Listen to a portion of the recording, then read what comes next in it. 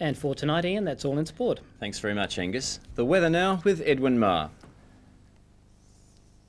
Thank you very much, Ian, and welcome aboard. And today's weather was welcome, wasn't it? A beautiful day for the Australia Day holiday throughout, and 28 degrees recorded at quite a few places, including I was about to say Angaratta, but of course it was Wangaratta, Albury, Wodonga, and also Beechworth had 28 degrees, 30 at Tocumwal across the border in southern New South Wales.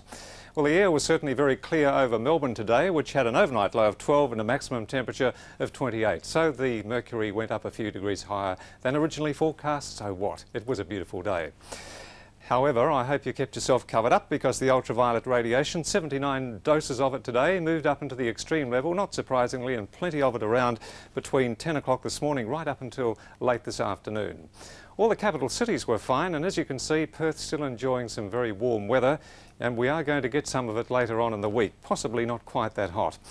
The cloud down here is associated with a cold front. It's moving through at the moment, and that's why the cloud has certainly covered over the coastal parts of Victoria, also Melbourne, and there'll be some strengthening winds over Gippsland as it approaches. But it looks as if we might be able to take the rest of the week off, because the weather is going to be dominated by the high. It's going to be fine and sunny for the rest of the week.